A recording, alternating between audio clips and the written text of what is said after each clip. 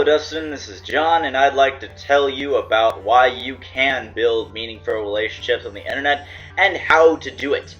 Hello John, I'd like to tell you how you cannot make meaningful relationships on the internet. Okay, so I wonder how you can argue about how you cannot build meaningful relationships on the internet when we are good friends specifically because of the internet. We used to be in middle school together, and now we still talk, despite the fact that the distance that separates us is about, 6,000 miles.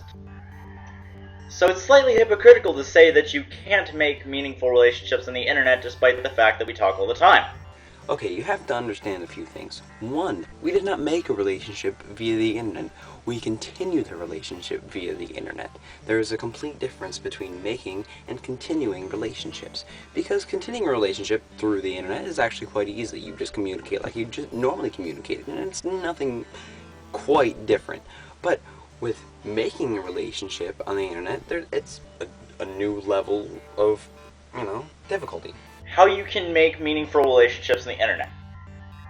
When you meet someone on the internet, whether it be Facebook, YouTube, MySpace when that was still around, the way you get to know them is two ways. Direct and indirect communication. One, direct communication are things like messages, IMs, those sorts of stuff. Indirect messaging. Let's say someone has info about themselves on their profile on Facebook. That's an indirect message on who they are. You like someone's status. You comment on someone's picture. You comment on someone's status, who knows? You follow someone's Twitter. That is indirect communication. You are being very impersonal with a person, yet still communicating with them in probably the most impersonal fashion. Another thing is that there are two types of communication, direct and indirect messaging, but I feel that any messaging besides IM, Skype, in real person, are all indirect. Because this is indirect, us talking and communicating is indirect. Texting is slightly indirect. IMing is not that indirect. It's actually quite direct. But like sending a message, they could get it like so much later than like instant. It's not instantaneous. Instantaneous is direct messaging, basically. And indirect is everything else, like liking someone's status, like you said. That's all indirect messaging because it's not us seeing face to face. I mean, obviously we're not seeing face to face right now. We do, like if we're online, Skype or AIM and video chat. I mean that's direct messaging to me. But indirect, no. That's pretty much everything else, including commenting, liking, emails, regular messaging, besides instant messaging. There is an exception to being able to build meaningful relationships on the internet. And that is people who claim that they have a boyfriend or girlfriend on the internet. Maybe it's just me. I am not a big believer that you can in fact have a boyfriend and girlfriend relationship from the internet. Exception to this exception. If you plan to meet up in real life, or if your love language is purely words. Because, there's several love languages. There's words of affirmation, there's gifts, there's physical touch, blah blah blah.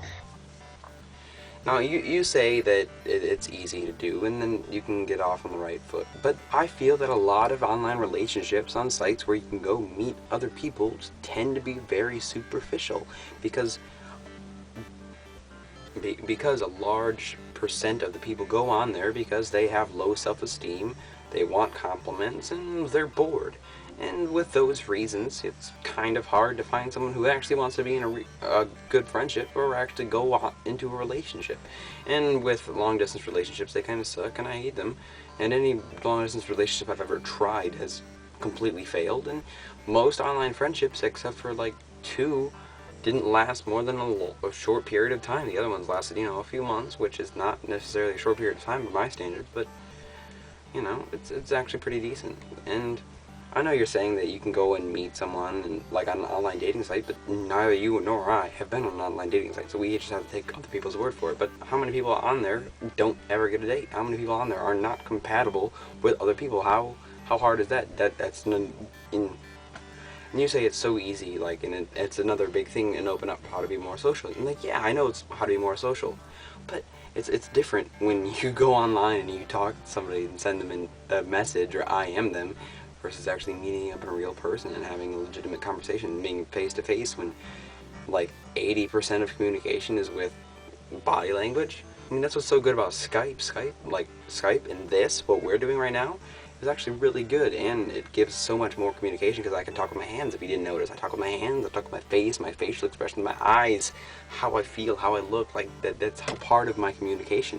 That's part of your communication, Hal. It's part of everybody's communication. The internet has proven it can be a great social tool for meeting new people and making them into your friend. I mean, hell, there's several websites out there where you can meet new people, date them, and if you kind of like each other, eventually marry them. How amazing is that? I mean, the internet basically opens up the world for you to meet. And if you use it wisely, you might just make friends with the world.